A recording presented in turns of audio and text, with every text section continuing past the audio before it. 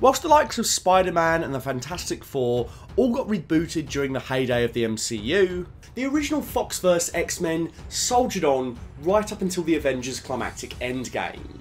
After stumbles of X-Men The Last Stand and X-Men Origins Wolverine, the series found its footing with a 60-set alternate history adventure in X-Men First Class, but it was clear the franchise needed an Avengers-level threat. Well, 5 years before the Avengers time travelled to stop an apocalyptic future, the X-Men did it first. And it was awesome. X-Men First Class might have reinvigorated the franchise, but a year later the Avengers reinvigorated the genre. There was pressure to outdo the immense scale of Marvel's culmination to Phase 1. In a post-Avengers world, how does the X-Men go epic? Maybe combine the iconic casts young and old, wrap it up in some of the most visually inventive sequences the franchise has ever had, and we arrive at X-Men Days of Future Past. X-Men Days of Future Past had sizable superhero competition when it released 10 years ago against one of the MCU's strongest ever years with Winter Soldier and Guardians. And yet, it rose to the challenge and delivered a movie just as good as that fare. This wasn't just one of the best superhero movies of 2014, it was one of the best superhero movies ever, and absolutely a contender for the best X-Men movie, although that title obviously goes to either First Class or X2, depending on which day of the week it is for me. I can't believe with the upcoming release of Deadpool and Wolverine, this X-Men movie is about to hit a decade, because it still feels like the bold and fresh reinvention of the cinematic X-Men that was sorely needed.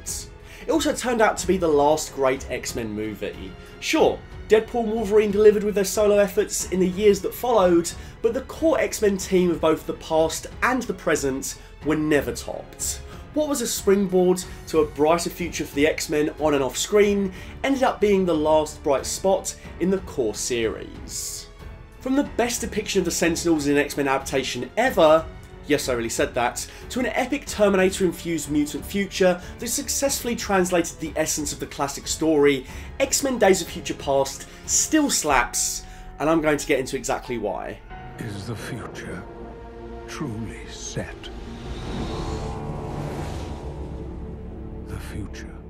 X-Men Days of Future Past could not have been made without the MCU paving the way with Norse gods and alien invasions. It allowed the X-Men to step up and embrace elements even more outlandish than anything in the movies up until that point. As a fan of the original films, it felt so insane and huge at the time when the original cast were announced to return and that time travel would be involved. Outside of the emergence of mutants, the original films were all fairly grounded, a term that I do think is overused when talking about these kinds of movies because they were still totally ridiculous. Anyway, it's still mad to go from seeing the team fighting bigoted army men in secret bases to fighting giant robots and taking a trip through time and space. You don't really think about it when there's a 3-year gap between movies, but when you watch First Class and dive straight into Days of Future Past, it becomes so readily apparent that this is a super weird direction to take. We literally went from this... Yeah, I'm Eric Lensher. Charles Xavier. Go fuck yourself. ...to this. The future. But then I suppose that's because this is as much a sequel to X-Men The Last Stand as it is to First Class. Although, on top of that, it's as much a sequel to all of those movies as it is so much its own thing. It might utilise characters from both continuities, but it doesn't continue any of the micro-threads. We get no concrete explanation as to why modern day Xavier is back, why Wolverine has adamantium claws again, the First Class cast is largely absent, save for the key players and one Vietnam sequence. We meet both sets of characters literally a decade after we last saw them each respectively. You're just meant to go with it. It has the resulting effect of making the film a satisfying subsequent chapter, but it's free to do what it wants with the story in the now. All you really need to know is that these are the X-Men. You get a kick out of seeing the original lineup if you grew up with the first 3 X-Men movies, but it's not a requirement. I actually think the continuity misgivings ended up being the Foxverse's strength. It meant you could do more tonal departures with things like Logan, or break the fourth wall in Deadpool. You can have the 80s X-Men show up in the present day Deadpool world, and nobody minds because it's all a joke. You can reinvent Juggernaut, or Colossus, or kill off Logan, and indulge in all these offshoots. Alongside the misshapen continuity or X-Men Origins Wolverine, I feel like we've seen at least 4 separate X-Men universes in the larger Marvel multiverse, and that's before we even include Earth 838 Xavier and whatever Wolverine this guy is. Go fuck yourself. Basically, where continuity mattered so much for the MCU in 2014, the X-Men just embraced the audience's ability to recognise the characters and dive in. And it worked! I love that the movie fully embraced the post-apocalypse of the original Days of Future Past comic. The Terminator-style future of this movie still feels like it has its own aesthetic, often because most of the sets are drenched in more cyberpunk-esque neon lights. It's evocative enough of James Cameron's masterful film franchise, without steering into derivative knockoff territory. The set design is fantastic. The multicoloured stained glass room where most of the future antics take place looks so good. I love how it lends itself to some really beautiful lighting in the sequence where Xavier meets Xavier, at a time where the Marvel movies were really embracing greyer tones and a more digital look. This film was showing how important good blocking and lighting can really be. Even the more down-to-earth scenes from the 70s look great, with light streaming in through windows and haze in the room. This movie was shot on digital, but I'd be damned if it doesn't trick me into thinking it's film in one or two places. Even so, both the past and future look great and visually distinct to each other.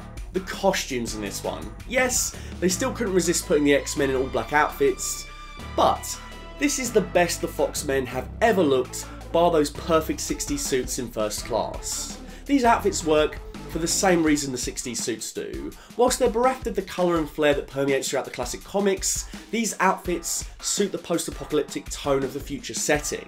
Of course they'd be wearing black, intent on keeping as low a profile as possible. They're not just wearing copy-paste outfits. On top of seeing more armoured, militaristic versions of the suits, they've got some unique cuts that fit the characters in question. Iceman's got this cool Han Solo jacket going on, Colossus' short-sleeve style leaves the gun show on full display, and Magneto keeps his cape for a more regal, Dark Lord aesthetic. Plus it's just really dope to see a character like Xavier, who almost exclusively wears suits, in his own post-apocalyptic action hero outfit, complete with a hovering wheelchair that harkens back to the source material. Costume designer Louise Mingenbach still managed to sneak some colour in there where it was appropriate, however. Most notable is Bishop, who gets his red shawl, and Wolverine, who is wearing some yellow. Look, I know it's not the full regalia we always wanted and get in Deadpool 3, but for this setting I think it's a pretty good alternative. It looks fantastic. I'm just sad we never got to see Wolverine throw down in this outfit. In the Rogue cut, he's the only X-Man that doesn't fight a future Sentinel. Even Xavier has a go. Speaking of Sentinels, Change our fate.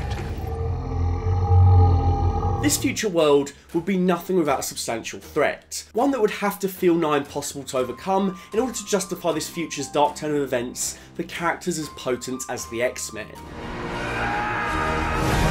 The Sentinels in this movie are utterly awesome. When we first see them, they're being transported by these gigantic, ominous dropships that float over the destroyed cities scanning for prey. In their dormant form, the Sentinels are shaped like daggers, and they drop into the scene to fantastic effect. Sure, the main Sentinels of the movie are so far from comic book accurate it's hilarious, but this is one of the best examples of when not to adhere to the source material in a rigid way. It simply wouldn't have been believable to see the classic, slow-moving, hulking purple behemoths from the comics in the post-apocalyptic setting. The Sentinels designed for the movie are far faster and more adaptable. As we see across the sequence, they can easily take on multiple mutants at once. They are quite literally unstoppable, to such a degree that there is no tangible way to defeat them. This is the X-Men we're talking about. These are some of the most powerful superheroes in the vast pantheon of comic book characters ever. And yet in this stunning opening action sequence, we completely buy that these machines can adapt and outwit our demigod protagonists. A T-800 is enough to take on Kyle Reese, but the X-Men need to face a machine that is capable of a whole lot more. They feel like what Skynet would have to be in a heightened superhero world such as this. I love that even if the X-Men can hold them or beat them down, eventually the Sentinels will adapt and become resistant.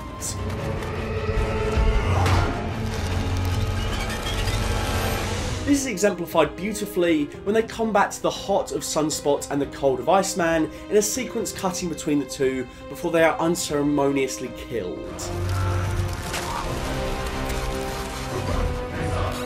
Both the opening future action scene and the finale feature some of the best X-Men action ever. I'd say outside of the Nightcrawler opening in X2, the Wolverine vs Lady Deathstrike fight, or the brutal R-rated action in Logan, and to a lesser extent Deadpool, these scenes are the best. And if you look at those examples, they're really more physical hand-to-hand characters, whereas these action scenes in Days of Future Past finally see the mutants with the more flashy long-range abilities throwing down in all their glory.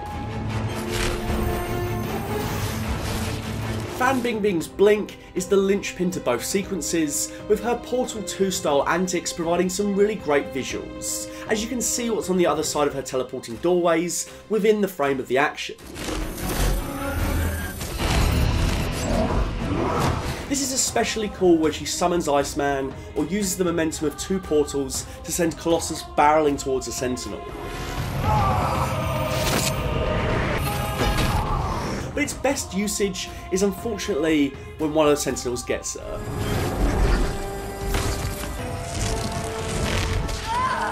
I can't express how satisfying it was after all those years of Shawn Ashmore's Iceman to finally see the character fully iced up with ice slides. This is the single best Iceman iteration, they finally got it right. Whilst Bishop doesn't have much to do, I love the conceit of him charging up his gun with his own power absorbing abilities. Actually making his guns worthwhile rather than just an aside to his powers. Storm is fully unleashed, more powerful than ever before, sending Sentinel ships crashing into one another.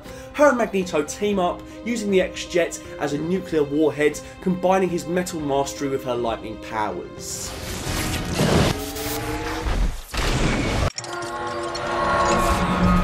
This is all seriously sweet.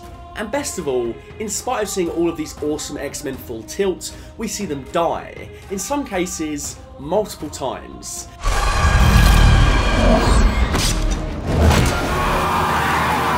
I don't care what universe you're from, that guy hurt. And thanks to their mutant forms hiding blood and gore, we get to see them go out in the worst ways possible on a PG-13 rating. They get crushed, decapitated, limbs are lopped off, there's multiple stabbings. I don't think the MCU has ever gotten this brutal really, and it's only about to be topped by the Foxverse entering the multiverse in the R-rated Deadpool and Wolverine. With the future plot, the Invincible Terminators in play, and X-Men dying left and right, the stakes are set for a stellar time travel plot. Too late, assholes. There's 2 really cool time travel tricks in this movie. The first being that the X-Men on the run have to die over and over again in order to survive. The only way to keep going is to send Bishop back in time to warn them of their imminent doom and do it all over again. She projects Bishop back in time a few days to warn the others of the coming attack. The existential horror inherent in this model of time travel is fascinating to me. In this paradigm, it's only Bishop who gets to keep the memories from his previous self. For all the other X-Men, even Kitty, their deaths at the hands of the Sentinels are the end. The versions of themselves that exist in the new timelines that are created again and again don't experience any of the previous battles. In each new iteration, they know that sooner or later they will die, so that a copy of themselves will live on in another timeline. It's pretty messed up. The second trick is a variation of this. Kitty will do for Wolverine what she does for Bishop, except this will involve sending the Adamantium mutant all the way back to the 70s and sustaining the trip until things are fixed. Thus, the past and future of this movie play out concurrently, allowing for some really cool editing cuts and neat tension all the way up to the very end. As long as you're back there, past and present will continue to coexist. Whatever you've done will take hold and become history. Until Wolverine makes a lasting change, the Sentinels of the future will be inching ever closer. It's also perfect that Wolverine will be the only one to remember erasing this war should their plan succeed. He's always the X-Man that survives when everyone else has fallen, the one that arguably has suffered the most and seen the most pain over the many years of his existence. This war, the only person who will remember it is you. This is just another moment in his long life where he'll have to contend with everyone around him perishing, even if they get to live in another life. I love that the movie doesn't give us the tried and true formula of having the time traveller meet himself. It's actually much more entertaining to see Wolverine wake up as his younger self and explore a little bit of the life he can no longer remember. The younger version meeting the older version trope is instead used in just one key scene instead. We don't have to worry about paradoxes and avoiding certain events and stepping on butterflies. None of that plays into the movie. This is a battle for Xavier and Mystique's souls and how that will affect the mutant future. It's going to take the two of us, side by side at a time when we couldn't be further apart. The two breakout characters of the First Class era get to interact with the premier character of the original trilogy era. In short, the trio of young Xavier, young Eric and Logan is the linchpin of the movie, and they are awesome. As if it wasn't cool enough to see the old cast return, seeing Hugh Jackman's Wolverine meet McAvoy and Fassbender was the kind of crossover that could only be described as an Avengers level threat. It's such a neat marrying of two eras that up until this movie could have really existed in their own space. We get to dive into all the juicy fallout of First Class on a character level. Xavier has an intense hatred for Eric after he took away his old way of life. Charles. Good to see you too, old friend. Conversely, Eric thinks Xavier has become weak. I know that you took the things that mean the most to me. Well, maybe you should have fought harder for them. He's lost sight of their greater purpose to help mutants, and as far as he is concerned, responsible for their continued plight. Hiding! You and Hank, pretending to be something you're not! It's so awesome that firing Magneto up like this could take place on a plane made of metal. Not the best idea. So you were always an asshole. I take it we're best buddies in the future. I love that Magneto instinctively doesn't like Wolverine, probably because he perceives him as a threat the moment he sees those claws in the Pentagon. Imagine if they were metal. In many ways, Xavier and Wolverine together represent a more balanced, effective version of Magneto. Xavier successfully managed to give Logan catharsis to his pain and his anger. Xavier tried to do the same for Eric and was partially successful, but his efforts ultimately could not stop him giving in to his most destructive self. Where were you when your own people needed you? We were supposed to protect them! The best thing about this is that Eric has a point. This scene is what makes X-Men so special. The main protagonist and antagonist aren't bitter enemies. More often than not, they find themselves working together for the same objective. But it is always their principles that mean they are destined to come into conflict. That's kind of what makes Magneto so special as well. He's not really a bad person, or at least he doesn't have to be. Listen to what he's saying, he's not hell-bent on world domination or destruction. He's angry because people he cared about were murdered. His people have been oppressed. People that he felt a responsibility to protect. His only mistake is that he sees these feelings as justification to cause death and destruction to others, and he doesn't see the long game and that this will eventually lead to the Sentinels. Want to pick all that shit up? I wish we didn't cut here so we could have awkwardly watched several minutes of Eric bending down and picking up all the crap strewn across the floor, whilst everyone else is just looking at him salty. Mutant brothers and sisters, all dead! Okay, so on the one hand, killing off all the secondary mutants from the last film is a cheap move. Many of them, including Emma Frost and Banshee, were decent additions I would have liked to have seen more from. It's so clear that they were taken out of this movie purely because there wasn't enough story real estate to fit them in after the old cast were written into the movie. On the other hand, writer Simon Kinberg just about makes it work. It adds some weight to the idea that Xavier left his fellow mutants to flounder and serves as a sick reminder of the kind of illegal mutant experimentation and mutilation that constantly occurs in the franchise. Plus, it's just kind of sad to know that all these characters would meet such horrifying ends. I didn't kill the president because I was trying to save him. This is super goofy as a concept. Kennedy was a mutant, I mean, come on. But it works in terms of the beats at play, Eric further proving that he isn't always the blunt weapon that people like Sebastian Shaw saw him as exclusively. The team goes to stop Mystique from killing Bolivar Trask, an underrated turn from Peter Dinklage I must add, and it's here that everything goes full belly up. Magneto reveals that he would rather kill Mystique in spite of his complicated feelings for her than risk the future Wolverine warned them about. Magneto's powers are always so well realised in the movies, and that's no different here. It's great seeing him lob gigantic objects always, but it's the little touches that truly astonish, like when he controls the gun in the middle of being tackled, or creates a movie projector by levitating the key components. The idea that paralysing Stryker would cause a chain reaction in the timeline, potentially erasing Wolverine's experiences in Weapon X and making the Wolverine of the present emerge, is a great idea. It had potential to create a fantastic set piece, but instead it gives way to a few MCU style gags that don't suit this kind of superhero movie at all. You're on acid. Somebody gave you really bad acid. All in all, I love that this scene turns everything on its head and shatters the team up we were expecting. From here, Magneto's meddling in the past ruins everything, which stands in direct contrast with the Magneto of the future, by Charles' side and doing everything he can to help.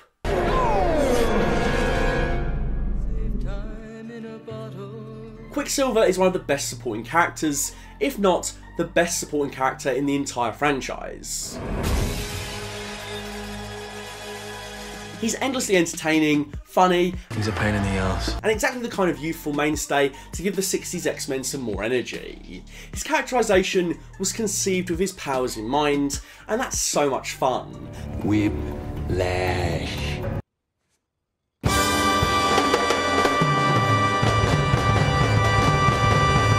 There's so many Horde Easter eggs in Peter's room, seeing him play ping pong with himself and speedrun video games is just a delight. I'm sorry, but the Sonic movie owes everything to this scene and this character. It's refreshing to have a mutant that is unashamed by their powers and living carefree, adding some much needed levity to a story rife with Xavier's woes and a Sentinel apocalypse.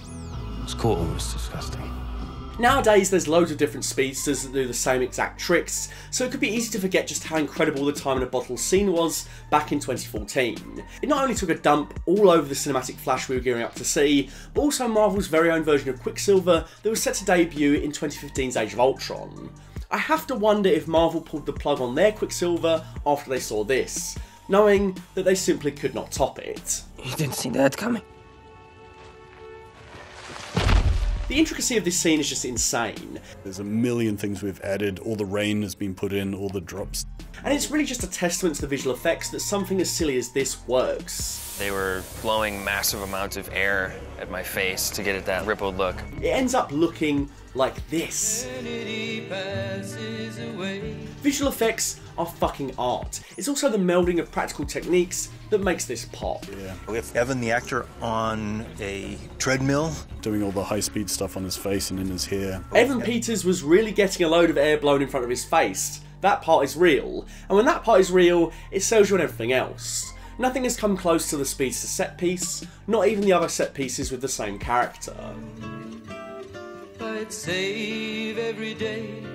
The effects used to bring this scene together were a great combination of practical and digital elements, and they still hold up perfectly today. Compare Quicksilver's running here to the Flash's awkward sprints from as recently as a year ago, and it will be even more apparent.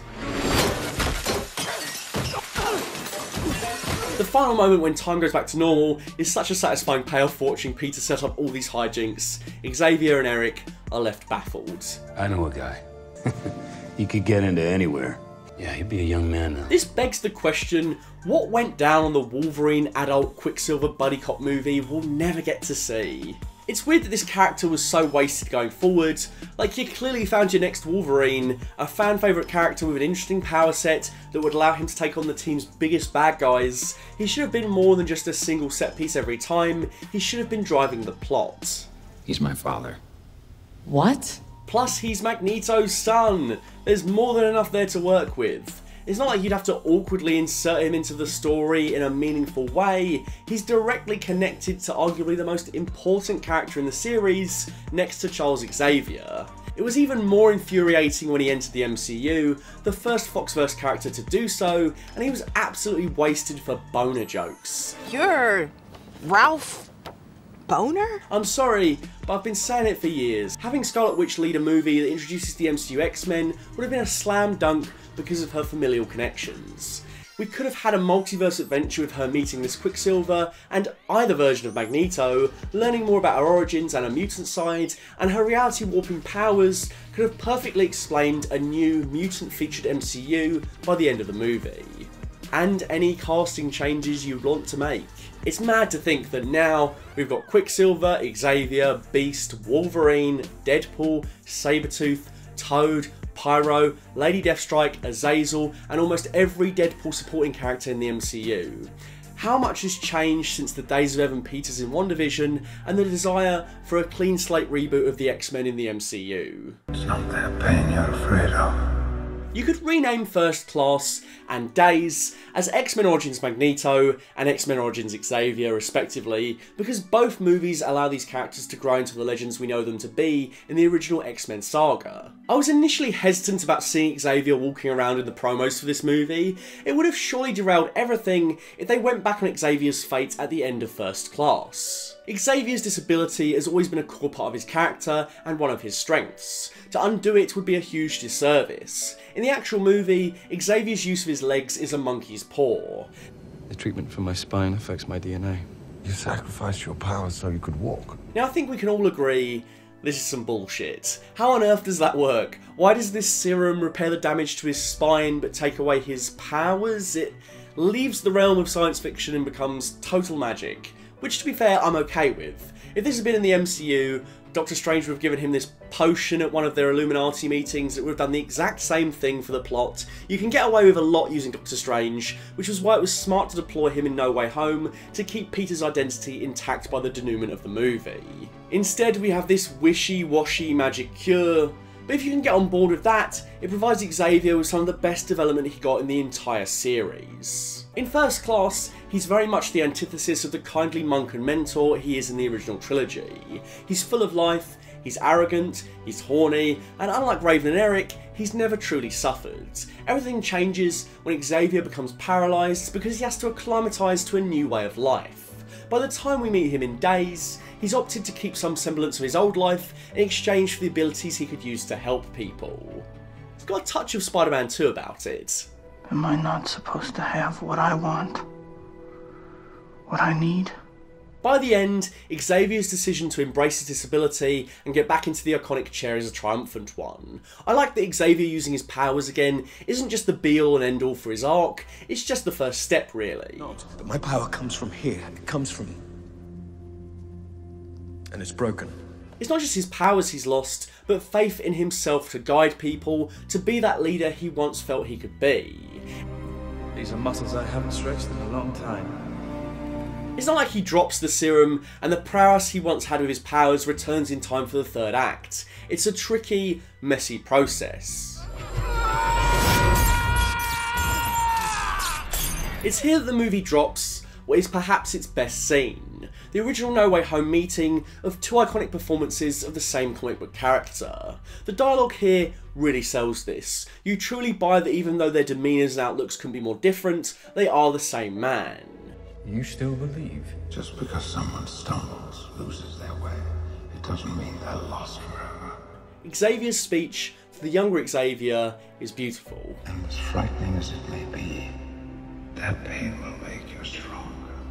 It's also ironic that the reformed Magneto never gets to meet his younger self in the same way, and their actions in the finale couldn't be more different. I would have loved to have seen the two meet. It's likely they would have set past Eric down a much brighter road. Power's back on. Yes, it is. In a way, it's the ultimate prequel to the very first film because Wolverine and Xavier's roles are reversed. And if you want the happily ever after ending for Wolverine, there's nothing much better than seeing him give up violence in favour of words. Peaceful thought. This is a funny little scene, sure, but it's also important for one key reason. This is the only time Wolverine has a proper fight scene in the whole movie. I was initially disappointed that aside from clawing a few gangsters, Logan doesn't fight at all in this one. He gets his ass kicked by Sentinel briefly and Magneto, but it does work for his arc. He shows that Xavier's teachings and temperament in the original trilogy rubbed off on him, and he plays that role perfectly for Patrick Stewart's younger self. I never told anyone that. Not yet, no, but you will. Not only is it a great setup, the one character known for fighting and going on berserker rages is the one who has to keep his cool in order to win, but it allows Wolverine to take on more of a passive role. Again, like Stewart and McKellen, Jackman was at the forefront of this franchise in the original timeline. In spite of being along for the entire ride, Jackman similarly doesn't let Wolverine dominate this movie. His role in the movie is that of a prophet and mentor. He's there to guide Xavier and nothing more. It's a really sweet coda to all the times Xavier guided Logan in the original movies. Logan might think he wasn't the right person for this job, but in just a few key lines of dialogue, he proves that he was the only person who could have possibly shaped Xavier.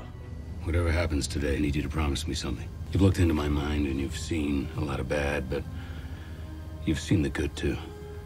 Promise me you'll find us. Storm, Scott, Jean. Remember those names. There's so many of us. Use your power, bring us together. Guide us, lead us. We will need you, Professor. Having said that, the fanboy in me was a little disappointed that we didn't get to see more of Fassbender, Magneto and Wolverine throwing down. The fact that Wolverine is finally facing the Master of Magnetism without his trademark adamantium metal meant the odds were potentially evened in his favour, but no, Magneto just responds by putting the metal back inside him. So much for being a survivor. It's a cool scene, but I just can't help but call bullshit just a little bit. I feel like the Wolverine would have put up more of a fight than this.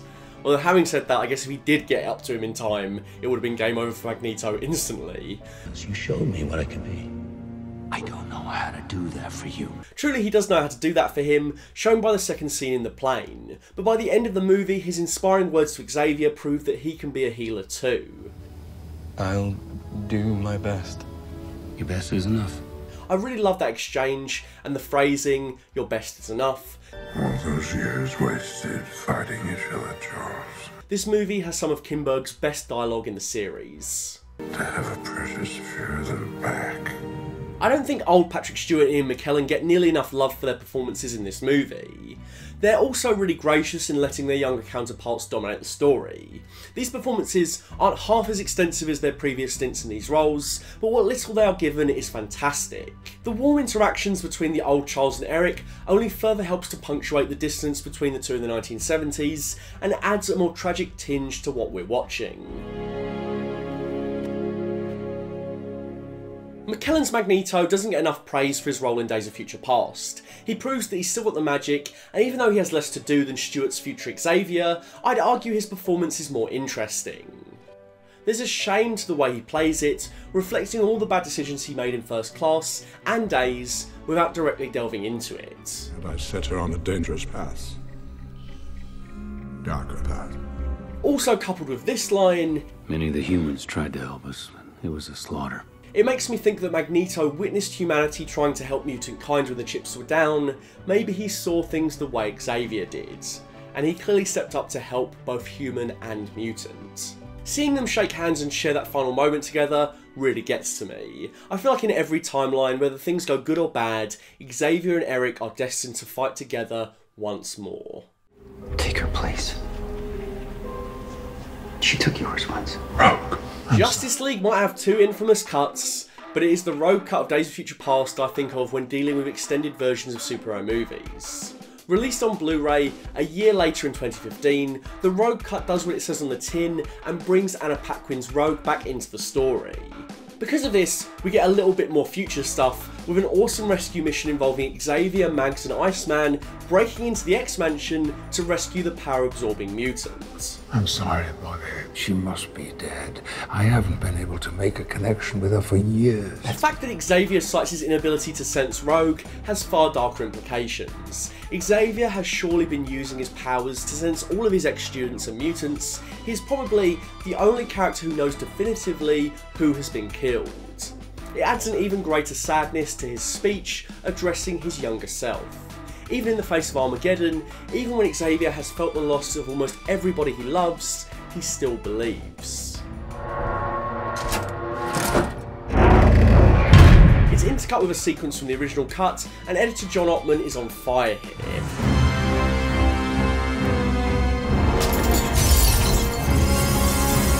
Also, the editing in this sequence ties together McKellen and Fassbender, who don't get to share a scene the same way Stewart and McAvoy do, so this is really nice. It's also a chance for old Magneto and Xavier to get some milk in this movie. The walls are made of reinforced steel. In other words, a door. Stewart even gets his own action beat, taking on a Sentinel by using the X-Jet itself in a stunning display of cunning. But the best moment in this sequence is Iceman's death. Shh, Side note, Xavier sees the Winchester mansion go up in flames. This really is the end times on just about every conceivable level.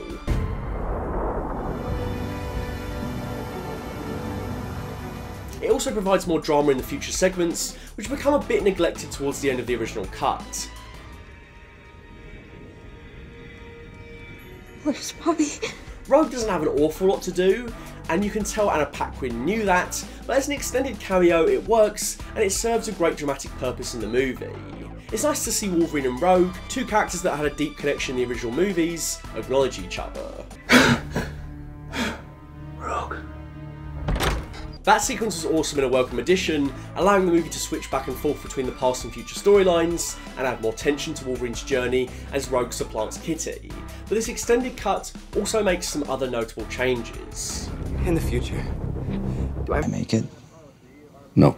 This cut makes the movie more of a sequel to First Class. Where Mystique and Beast's romance subplot is dropped in the theatrical cut, this version picks up the chemistry formed in the previous movie. In the theatrical cut, the only vestige of this romance lies in the short battle between Hank and his romantic rival Magneto. The latter's attempted murder of his blue boo sends the former into a frenzy. But without touching upon the Hank-Raven relationship in a substantial way, the fight doesn't really carry as much weight as it should. Worked out. Yeah, animal urges. In the Rogue cut, Mystique ends up sneaking into the X-Mansion, and the pair rekindle their feelings. I'm not gonna lie, this is a bit saucy. I hope I'm not furry or anything. That I would never be deemed beautiful looking like this. It continues the thread started in X-Men First Class, that of their shared woes surrounding their mutated appearances, their acceptance of those characteristics, and how they view each other. I think you're beautiful. What about yourself? It's bittersweet that now Beast can see the beauty in Raven, but still cannot see it within himself, which is exactly why they can't be together. The Rogue cut fleshes out the plan to go back and change the past, and adds more weight to this decision. It's a risk. You change history. Some of us may never be born. It's a good point. Their plan is incredibly difficult at best, and if Logan does succeed, there is no guarantee that any of these characters will still survive. Hell, they don't know if they'll be making things worse, but they're out of options. This is a suicide mission in more ways than one. Or you can give up this life, can actually have a future. The fact that the X-Men of the future will effectively kill themselves either way speaks to the enduring, selfless sacrifices these characters always face just to try and create a better future for mutants, and everyone else, to be honest. This mission speaks to the core nature of the team and why people love them so much. You're asking us to sacrifice our lives? Yes. Magneto, young or old, is just the king of not putting up with your shit, and I love it. There's also an interesting deleted scene not in either cut, revealing Storm and Logan to be an item? I'm the only one who's gonna remember any of this, right? Miss you. I could have vibed with these two getting together properly by the end of the saga, especially after Logan respectfully gave up on Jean. Just on the subject of relationships, isn't it really odd that in the Apocalypse, Bobby and Kitty are together, but in the Reset, Good Future, he's back in a relationship with Rogue? This is an even weirder decision in the Rogue cut, because it sheds more light on this love triangle. So what is the movie trying to say? That Kitty isn't right for Bobby? That's weird because the movie plays the relationship in a sweet and positive manner. I'm gonna bring back somebody to help you. Please just bring yourself back. Am I supposed to buy that they're only together out of necessity? That doesn't really ring true. If anything, the Rogue-Bobby relationship is the one that seems over and done with. Alan, let me in, Alan! The last beamer out of Saigon. After First Class, Jennifer Lawrence gets to play Mystique more in line with her original trilogy counterpart, kicking ass and deceiving horny losers. R.I.P. Lorio. Whilst the decision to make her powers the bedrock for the future Sentinels is a little contrived, wouldn't Rogue's ability make more sense? Mystique's journey does exemplify the point of the movie. Where Xavier and Magneto go through narratives that embrace their set destinies, Raven's story shows this new timeline will turn out very differently. The future is not set, there is no fate but what we make for ourselves. After this, the movie struggled to find compelling reasons to keep her in the films amidst J-Law's rising star power. Personally, I think she should have skipped a movie and then been revealed as a key character that we had no idea was really Mystique. Or she could have helped mutants in her own way different to Charles and Eric, rather than directly folding into the team. She would have made a decent Genosian Prime Minister in this continuity. Wolverine! Stryker appears in his younger days in this movie, but it's actually a soundbite from his future self that I think cements this movie as the franchise finale.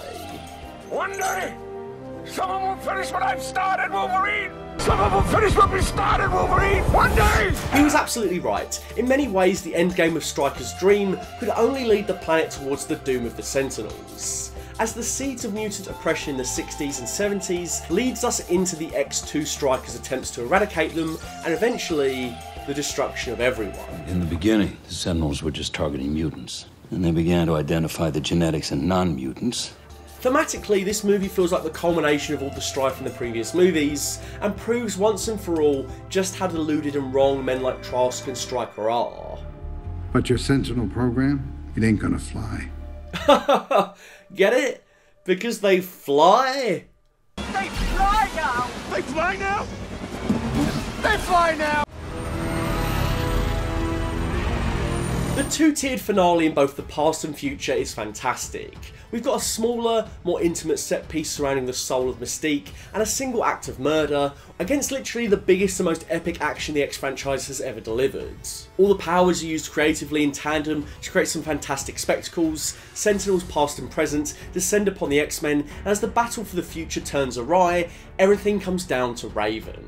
Everything that happens now is in your hands. Everyone here dies horribly once again. Because this is an alt future that isn't going to end up existing, the film has free rein to get as nasty as possible, getting rid of some of its staple characters.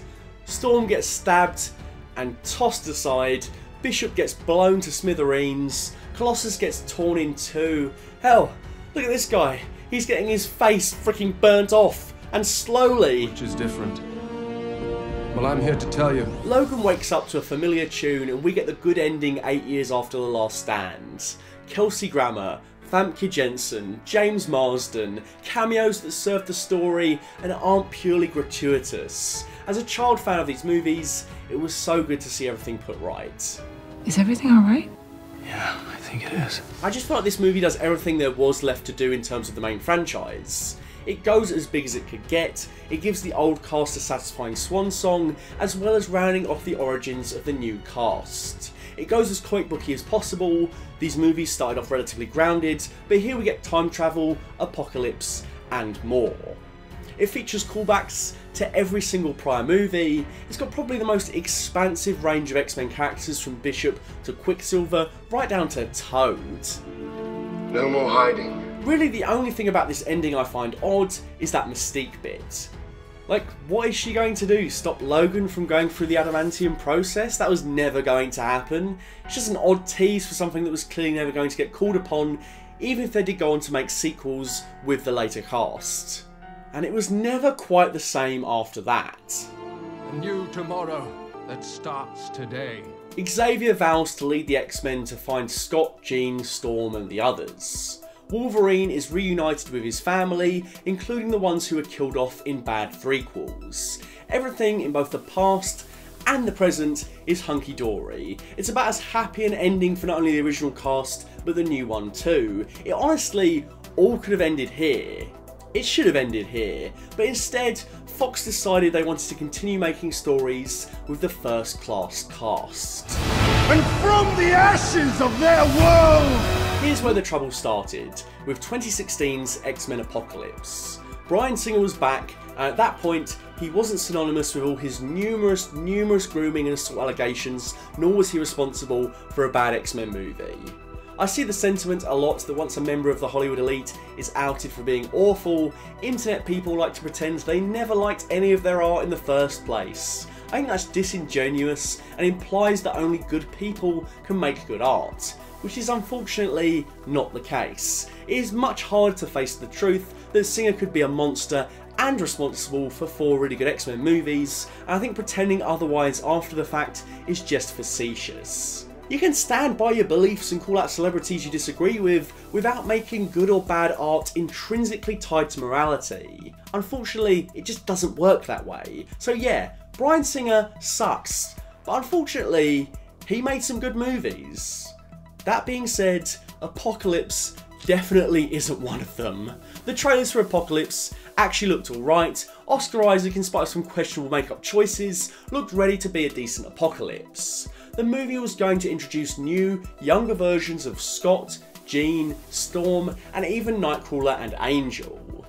It was a chance to right the wrongs of the past. Where Cyclops and co had been sidelined, now was a chance for them to truly shine and be more evocative of the characters people loved on the page. But no. Well, at least we can all agree the third one's always the worst. Calling it out doesn't make it any less woeful that X-Men Apocalypse is far inferior to First Class and Days of Future Past. The third film didn't need to be this way. Matthew Vaughn was actually the one who originally suggested Days of Future Past as part of the trilogy.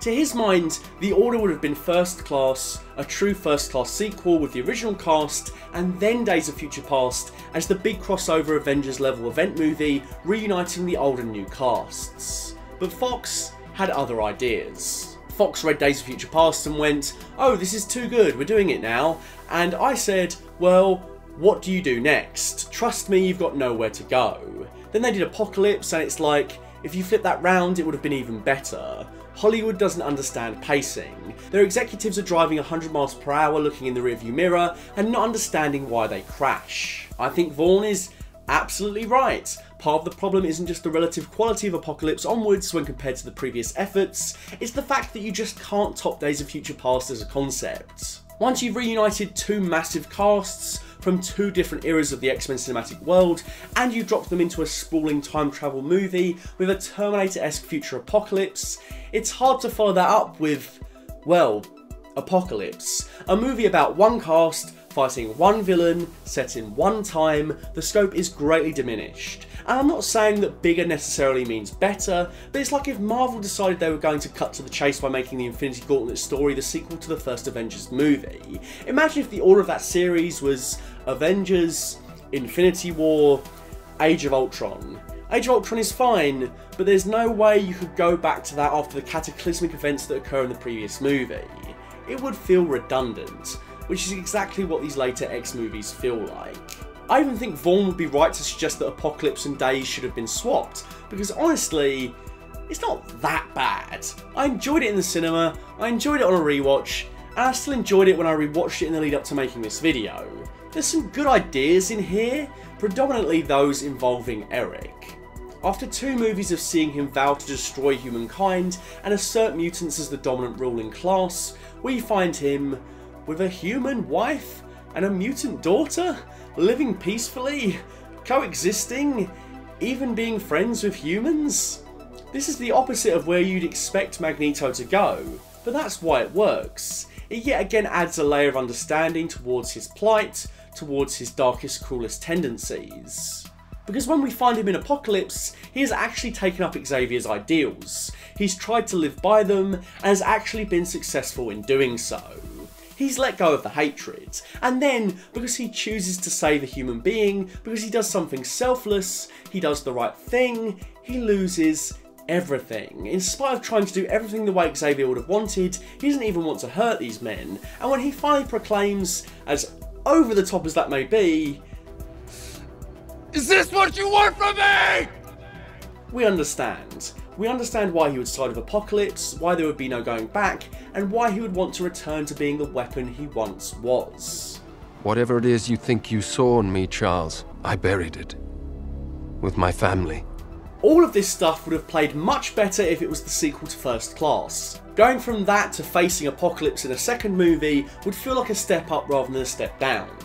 Combine that with Matthew Vaughn's directorial flair, and X-Men Apocalypse could have been a worthwhile second instalment in the saga, preceding the grand finale of Part 3 Days of Future Past. Of course, it wasn't meant to be, and that's why we're left with a murky, muddled mess of an X-Men movie that at times shows glimmers of something more. Think of your wife, think of your daughter. What would they have wanted? I would have wanted to live. The movie leaves us with a whole new team of X-Men in comic book inspired outfits, Mystique leading the team, okay, sure, and McAvoy's Xavier finally fully resembling the Stewart iteration. Again, could have ended here, but yet again, Fox didn't know when to quit.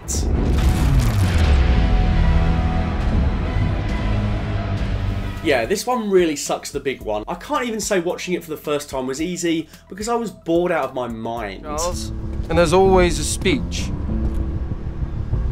But nobody cares anymore. There's so many weird choices in this. The decision to make the X-Men celebrities taking missions via the President using a special X-phone is so incredibly goofy and off-kilter when compared to the rest of the series. The characters work best when they are facing oppression, and whilst it is novel to ponder what their world would be like if they were accepted by the general public a la the Avengers, it comes off as cheesy in all the worst ways and really robs the team of the conflict that makes them interesting. Quicksilver is wasted, Mystique's death is robbed of any emotional punch because it's abundantly clear that Jennifer Lawrence did not want to be in this movie. We finally get to see Genosha on screen and nothing comes of it. And why the hell is it set in the 1990s? I think now would also be a good time to talk about the ridiculous aging of all the characters in these movies. It was stretching credulity that Eric and Charles didn't look any older 10 years on in 1973, but it got really silly when they didn't look any older in the 1980s or the 1990s. They should be in what? Their 60s at this point? And how old are all the kids supposed to be? Quicksilver has been in contact with the X-Men for 20 years and he still looks prepubescent. I could forgive this if it fit the tone of the movies better. Something like The Personal History of David Copperfield blatantly ignores casting accuracy in lieu of just going for whoever director Armando Iannucci wanted. The effect is that it feels like you're watching a play, where actors play significantly younger or older parts, play characters originally that were different races, and so forth. The movie sets up that it's its own reality, either go with it or don't, and that works for me, but it doesn't work in X-Men because we've already pre-established that these characters are meant to age into their original trilogy counterparts. How the hell did Eric Lehnsherr stay exactly the same from the 1960s through to the 1990s, and then suddenly become a grey old man in the 2000s? There's no compelling story reason to jump ahead 10 years with every sequel. The first movie works in a period setting because it uses real historical events to craft its plot. The other movies don't do that at all. There's absolutely no need for them to take place in the 80s or 90s, beyond giving the production designers a fun challenge. But the real problem is of course the crux of the story, Jean Grey. The emotional core of the comic book is the relationship between Scott Summers and Jean Grey. In the movie, they just have no chemistry. At all. I do not care about this relationship. And Jean, in spite of her unbridled power, ends up affecting very little. She is instead largely superseded by the Skrulls, who I'm not sure could be called Skrulls. Legalities, blah blah blah, who cares? I don't. Aliens are such a weird addition to the franchise. Beyond the obvious, the Fox-Men world has never really relied on big sci-fi concepts. The only time it really did was of course Days of Future Past, but the time travel element is tied directly to mutants and superpowers. Aliens just exist in their own bubble here, and having them together with mutants so late in the game doesn't work quite so well as, say, seeing Tony Stark go from making suits in his garage to fighting Thanos.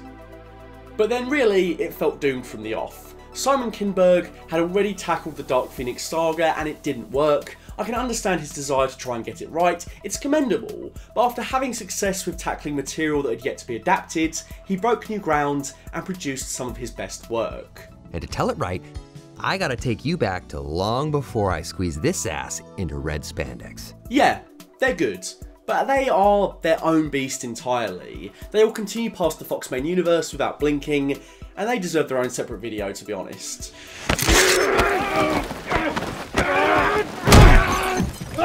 Let me be clear, Logan is fucking incredible. It also deserves its own separate video. The reason why I don't include it when thinking about the last great X-Men movie is twofold. First off, it's centered upon just two X-Men rather than the team. The other reason is that it's about the struggle being over. It's an Elseworlds, a what if, and don't get me wrong, that is absolutely what I love about it, but the X-Men movies are about the struggle for me, the now. And yes, Days of Future Past does imagine a future where the battle is lost, but that's really more of a cautionary tale for the true heart of the movie set in the 1970s. We know the future is going to be erased. As with every X-Men movie before it, Days of Future Past is about that all-important present moment, where everything could go off so wrong for mutant kind, or oh so right, depending entirely on the choices our heroes and villains make. Heroes and villains that often blur into one. That's what makes the X-Men so interesting. There's a hopeful ending for Laura in The Next Generation, but for me, this is a strand of the multiverse. A helpful Redditor, FN1701 Agent Godzilla, what a mouthful, pointed out that Logan explicitly states there's been no New Mutants in 25 years, and it takes place in 2029, which would directly contradict the old movies and Days of Future Past's ending, which saw new students at the school in 2024. It would sour the Days ending needlessly if everyone died just 5 years later. Maybe you're into that, but for me, that's too cynical after such a well-rounded ending. But even going off logistics, there's no way these movies are in the same continuity. There's even a deleted scene where Charles tells the family they stay with that Logan killed Jean Grey, meaning at most, the movie is a strand from the original 3 films. I love the MCU and its very best efforts are and will be hallmarks of the superhero genre for many moons to come, but I wish we could spare a thought for the X-Men movies too. In Days of Future Past, everything that made them so relevant in 2000 right through to 2014 is distilled within it. Days of Future Past leaves everything on such a final note, it gives the present main timeline a happy ending, and the origins of both Magneto and Xavier are complete. Part of me kind of wishes they had stopped here, no Apocalypse, no Dark Phoenix, keep Logan and Deadpool since they're separate beasts. Days of Future Past is the definitive conclusion to the story. Even when the Foxmen missed the mark, they did try different things. In the same franchise exists a 60s set alt history James Bond homage, a time-travelling Terminator movie, a meta fourth-wall breaking R-rated action comedy, and a tragic, emotionally resonant western. They are nowhere near as homogenised as the MCU, and honestly, aside from Dark Phoenix, I'd take the X-Men over the worst MCU movies any day of the week. I'm excited to see what Marvel come up with when they inevitably do bring the X-Men into their own cinematic universe. Here's hoping they do indeed use Scarlet Witch to bridge these worlds together. Maybe she finds out her father wasn't killed by a Sokovian bombing and that he's actually ready to return to the world in a big way, with a vengeance against humanity. It's all stuff I'm looking forward to, but at the same time, the cinematic run of the X-Men will always be special to me. For all the highs and lows, equally, they were my X-Men. Even if they cast a guy who's 5'4" and Canadian, he'll never be Hugh Jackman to me. Fassbender, McKellen, McAvoy, Stewart, they are Magneto and Xavier. The gold standard. A few years ago I made a video pointing out that the toothpaste was out of the tube after several Foxmen MCU appearances, and now it seems my predictions are coming to fruition. We have not one, but 2 Foxverse characters in the title of an MCU movie. I'm sure the X-Men will get a clean slate, but for the Secret Wars, for the foreseeable future, the original Recipe X-Men will be back in town to prove to these kids that they were the Marvel OGs. Just give me one more drink and then I'll leave.